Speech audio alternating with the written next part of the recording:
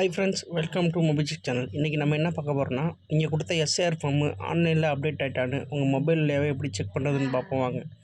அதுக்கு மொபைலில் Chrome browser open பண்ணி சர்ச் பாரை கிளிக் பண்ணிங்க. கிளிக் பண்ணிட்டு சர்ச் பாரில் ஓட்டர் அப்படின்னு டைப் பண்ணுங்கள்.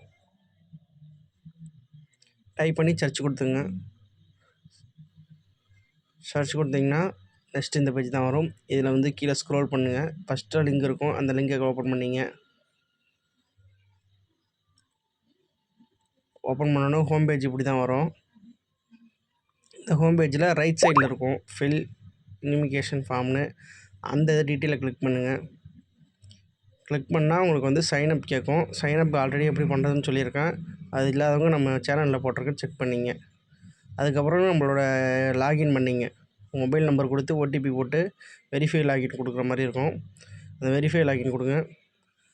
கொடுத்தோன்னா உங்களுக்கு வந்து இப்படி தான் ஓப்பன் ஆகும். இதில் மறுபடியும் அந்த ஃபில் கம்யூனிகேஷன் ஃபார்ம்னு ஓப்பன் ஆகும். அந்த பேஜை கிளிக் பண்ணிங்க.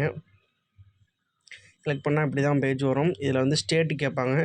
உங்களோட தமிழ்நாடு ஸ்டேட்டை கொடுத்துங்க, தமிழ்நாடுங்கிறத கொடுத்துட்டு எபிக் நம்பர் கேட்பாங்க. நீங்கள் ஃபார்ம் கொடுத்துட்டு போய் வந்தீங்களா, அதில் எபிக் நம்பர் இருக்கும். இல்லைனா உங்கள் ஓடிஐடி நம்பரை இதில் என்ட்ரு பண்ணிங்க.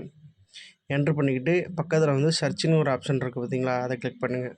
கிளிக் பண்ணோடனே இது வந்துட்டு பார்த்துங்க, your form has already been submitted, for more details contact your BLO. என்னோடய ஃபார்ம் வந்து சப்மிட் ஆகிடுச்சி அப்படின்னு வந்துருச்சு. இப்போ நான் இன்னொரு ஓடிஐடி நம்பர் போட்டேன். பார்த்துங்க. போட்டுட்டு இந்த ஃபார்ம் நான் கொடுத்துட்டேன் ஆல்ரெடி. மறுபடியும் சர்ச் கொடுத்துட்டு பார்க்குறேன்.